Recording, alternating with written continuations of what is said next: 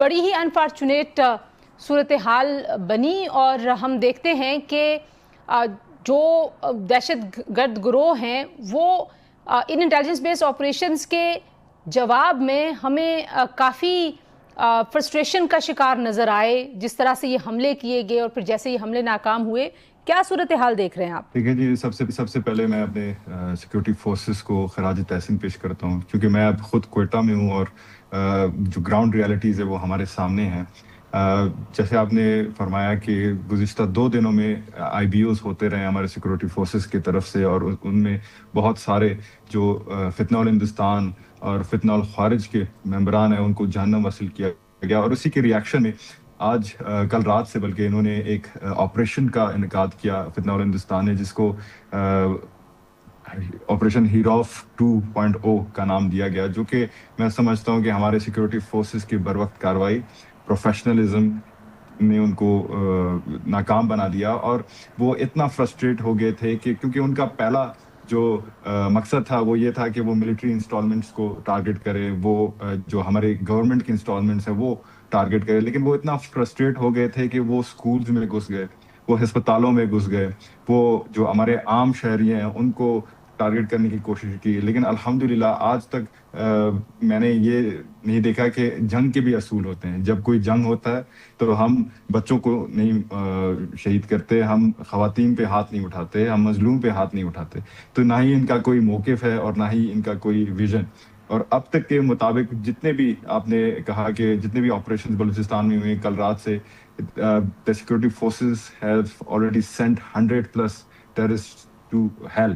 تو یہ ایک بہت بڑی کامیابی ہے جس میں ہمارے سیکورٹی فورسز کی بھی قربانی ہے اور خاص طور پر عوام کی قربانی ہے، کیونکہ عوام اور گورنمنٹ اس جنگ کو وہ اپناتی ہے اور وہ سمجھتی ہے کہ ایک گورنمنٹ، عوام، میڈیا اور سب کا جنگ ہے.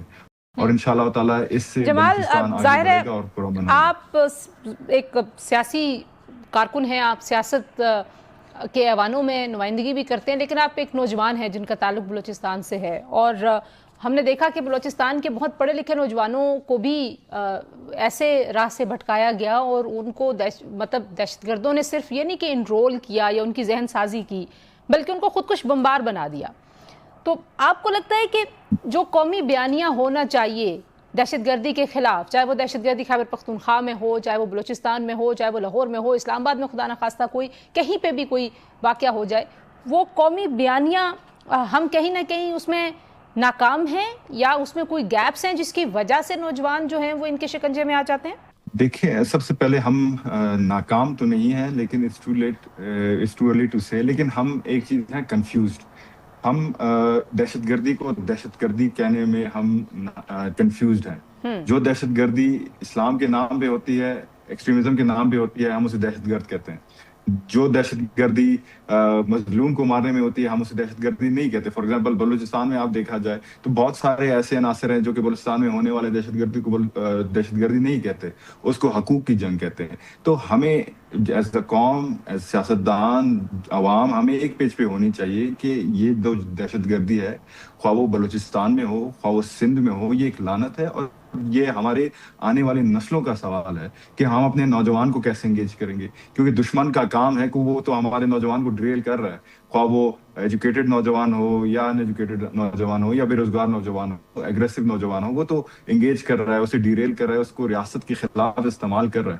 لیکن ہم ایز اے حکومت کیا کر رہے ہیں، ہم ایز اے پولیٹیکل پارٹی کیا کر رہے ہیں، ہم ایز اے اور جبال صاحب یہ بھی بتائیے گا کہ جو آپ کے ایسے لوگ ہیں جن کو ہم بلوچ ناراض رہنما، آپ کو پتہ ہے میڈیا یہ یوز کرتا ہے ان کے لیے کہ بلوچ ناراض رہنما جو ملک سے باہر بیٹھے ہوئے ہیں اور جن کے بڑے ڈائریکٹ کانٹیکٹس ہیں را کے ساتھ، انڈین گورنمنٹ کے ساتھ، اور یہ جو پراکسی وار وہ بلوچستان میں بار بار یہ ایک ویجڈ وار ہے اور یہ ایک کنٹینیوس ایک جنگ ہے، ان کے لیے آپ کیا سوچتے ہیں؟ آپ کو لگتا ہے کہ بلوچستان کے عوام جو ہیں وہ ریئلائز کرتے ہیں کہ ان کا دوست کون، ان کا دشمن کون ہے؟ بالکل جی. اس آپ کے سوال سے آنے سے پہلے میں کچھ چیزیں انکشاف کروں کہ یہ جو آج ہمارے سیکورٹی فورسز نے نیٹ ورک توڑی ہے ان دہشت گردوں کا، ہمیں پہلے بھی پتا ہے اور کوئی شک بھی ہونی نہیں چاہیے کہ اس بلوچستان کے اس جنگ میں بیرونی ممالک کا ہاتھ ہے. تو ہمیں بھی پتا ہے کہ وہ بیرونی ممالک کون ہیں. تو جیسے کہ وہ ان کو انٹرپریٹ کر رہے تھے، ان کو گائیڈنس کہاں سے مل رہی تھی وہ ہم سب کو پتہ ہے، اور ہمیں چاہیے کہ ان روٹس تک چلیں تاکہ اس دہشت گردی کو ایڈریس کر سکیں. جہاں تک ناراض بلوچ کی بات ہے، میں سمجھتا ہوں کہ ناراض بلوچ کی بھی ڈیفینیشن میں ایک کلی تضاد ہے، اس میں بھی ہم کنفیوزڈ ہیں. کچھ لوگ کہتے ہیں کہ ناراض بلوچ، جیسے آپ نے خود فرمایا کہ ناراض بلوچ وہ ہیں جو کہ باہر ممالک میں بیٹھ کے عیاشیاں کر رہے ہیں، اور ان کے جو قبیلے کے لوگ ہیں وہ یہاں پہ ایک لا حاصل جنگ میں شہید ہو رہے ہیں، مر رہے ہیں. دوسرا یہ ہے کہ ہمارے لیے، کیونکہ ہم خود بلوچستان میں رہتے ہیں اور ہم نے قربانیاں دی، ہمارے لیے ناراض بلوچ وہ ہے جو کہ آئینی دائرے میں رہ کر اپنے حقوق کی مطالبہ کرتا ہے. For example education who, for example youth engagement who, for example health کی فیسلٹیز ہوں، وہ ناراض ہونا حق بجانب ہے. لیکن یہ قطعاً نہیں ہو سکتا کہ آپ بندوق کی نوک پہ اپنا جو ریاست کے پوائنٹ خلاف آف کھڑے ہو ویو ہے جائیں. کسی کے اوپر آپ مسلط. ایگزیکٹلی. تو ان کو ہمیں دہشت گردی قرار دینی چاہیے جو بھی ہے. اگر ان کو بلوچستان کا پرواہ ہوتا تو بلوچستان میں بیٹھ کر سلوشن کی طرف بڑھتے، نہ کہ پرابلم کی طرف بڑھتے. تو ان کو بلوچستان کا کبھی نہ ان کو احساس ہے اور نہ رہے گا، اور نہ ہی وہ بلوچستان کے لوگوں کے اور نہ ہی بلوچستان کے وہ خیر خواہ رہے ہیں. تو لہٰذا عوام نے بھی یہ جانا ہے، عوام کو بھی پتہ ہے کہ ریاست ماں ہے، ماں سے بھی شاید غلطیاں ہوتی ہیں، اولاد بھی سمجھا سکتا ہے ماں کو. ڈائلاگ ہونی چاہیے تاکہ ہم آگے بڑھ سکیں، ان چیزوں سے نکل بالکل ٹھیک. سکیں. جی.